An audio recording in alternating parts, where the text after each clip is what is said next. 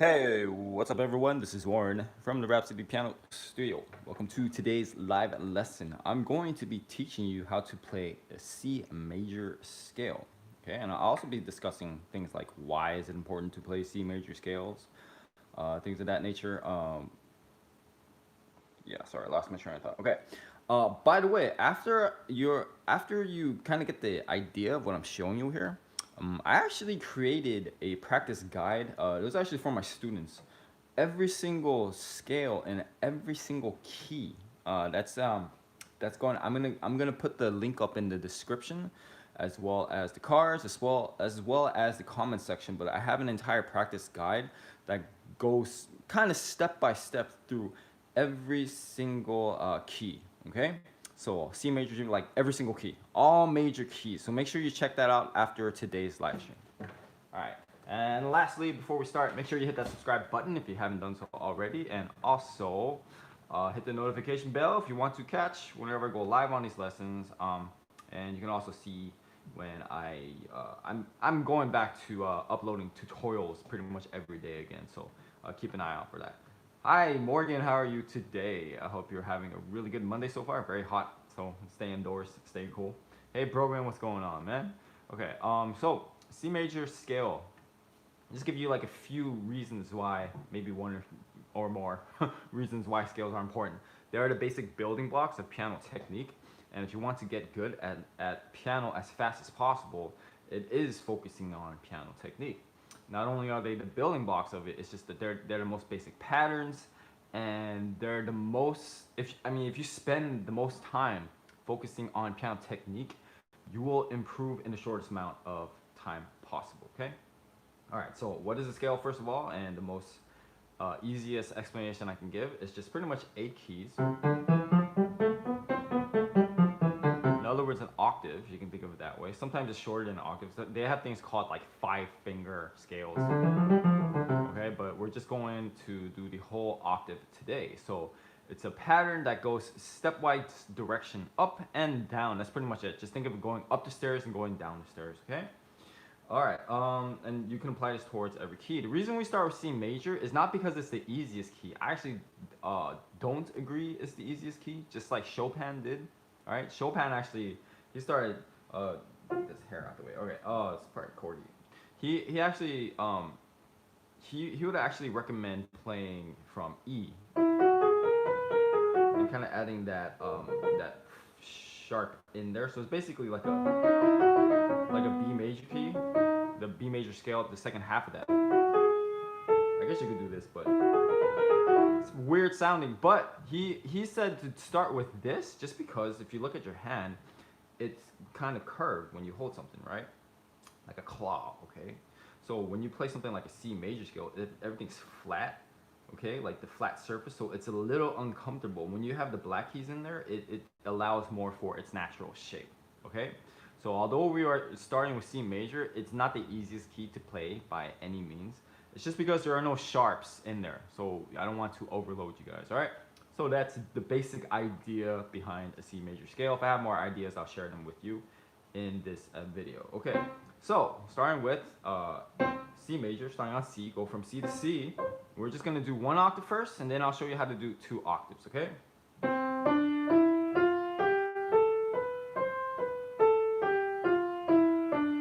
First thing we'll focus on are finger numbers, and I'll do this for each hand as well. So in the right hand, you want to start with your first finger, so it goes 1, 2, 3. Then you cross your first finger under your thumb. 1, 2, 3, 4, 5. Going back down. 5, 4, 3, 2, 1. 3, 2, 1. Okay, so that's basically it. Let's try it again.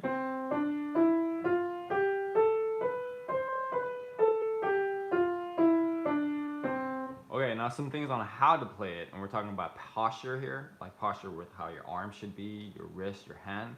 Okay, so when you're playing, if you notice my fingers, right, they don't really move too much. Okay, so it's not a lot of up and down movement like that. So you want to keep your fingers close to the keys, all right? And as you're playing, you want to keep your arm pretty much as straight as possible, okay? Don't keep it stiff, but just keep it straight. It shouldn't move out like that. Sometimes I see students move, like elbows move out, like you're doing kickboxing or something, or like I tell them, chicken wings, get those chicken wings under control, right? You just want to keep your arm straight as possible. Your elbow in is what I tell them. Keep it in. Don't let it hang out either. Okay. So when you're playing this, you can move your wrist. You see, like left to right. Okay. So you can do that, but you keep the arm generally straight. Okay. And the other thing you can't see is the side view. Okay, side view, your hand would look like this, right? So you want to keep your, all right, it's gonna be kind of awkward, but your arm parallel to the keys, right? The keys, the white keys, all right? So you want to keep it as straight as possible, kind of like a straight line, okay? So as you're playing the side view, it kind of just looks like this, right? And then you cross under. So we move from here, okay? We don't move from the elbow. We don't really move from the arm. And then when you're playing on the side view, it just looks as straight as possible, going right and left, okay? So that's the basic idea on playing with proper technique. Okay, so one more time. Playing with a nice legato, going as slow as possible, and trying to make it sound as smooth as possible. If you can practice with the metronome, I highly recommend that. All right, now if you want to go 2 octaves, all you do is replace the 5th finger, your pinky, with your thumb. And then you just go up again. You get to the top. Now here's the pinky.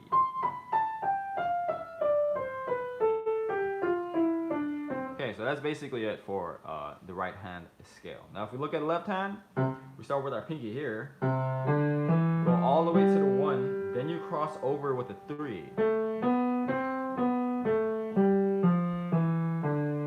Okay, one other thing actually before we continue on with that, when you're playing the right hand, you see we cross after the 3, then you cross after the 4, after 3, and then you go all the way to 5. So you're kind of alternating between the 3rd and the 4th fingers. Same thing in the left hand here.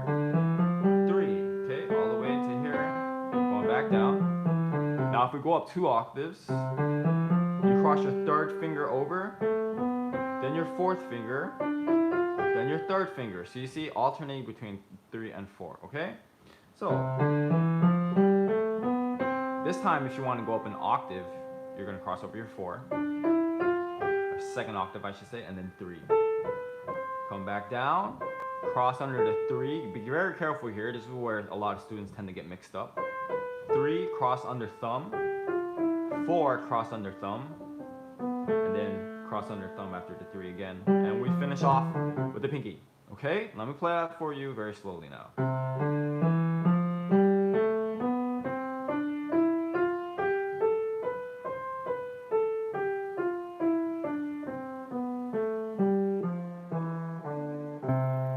And that is the basic idea of how to play a C major scale. This is pretty standard fingering.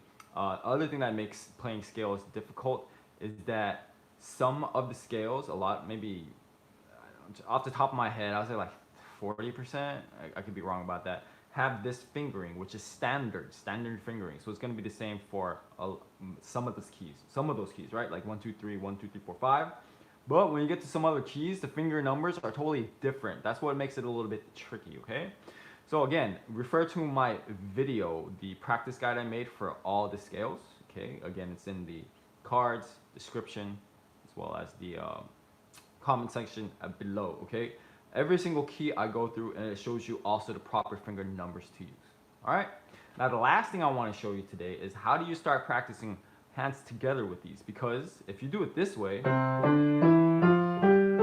this is incredibly difficult. And can you see why?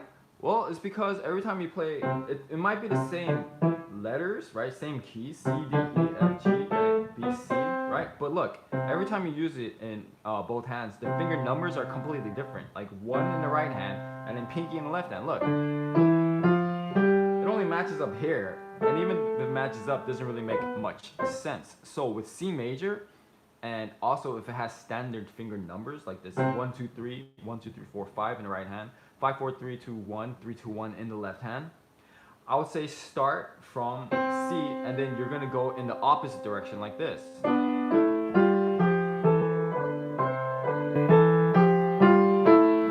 We call this contrary motion, okay? For those of you still in school doing basic math, like geometry, contrary, opposite directions. don't do parallel with these when you're doing both hands because it's very complicated, okay? So do it this way because when you go contrary, and you can also think of kind of like a mirror, okay? Look, the numbers are exactly the same. 1, 2, 3, 1, 2, 3, 4, 5, 4, 3, 2, 1, 3, 2, 1. See? And even if you want to go 2 octaves,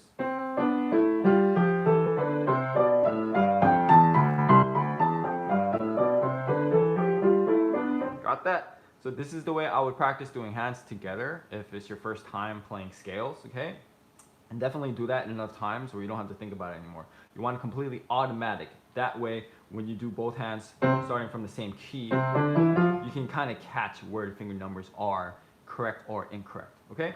All right, so that's basically it. This is a very short lesson. I don't want to overload you guys with a lot of information, but that's the basic idea of how to play C major scale. Once again, after this video is done, click on over to the end screen or the cards, description, again, you know, comment section. I have a practice guide that goes through every single key, both hands separate, all the finger numbers laid out for you guys perfectly. So I hope you guys enjoy that. In future videos, I might show you several different ways on how to practice scales. Maybe I'll go through a few more keys as well. But anyways, I hope you guys enjoyed this video. That's it for today. It's just a nice, short, sweet one. Get started on the scales. I'm telling you, scales are super important. Technique, one of the most important things you can study. Probably the most important thing you can study at piano if you want to get good at piano as fast as possible, okay?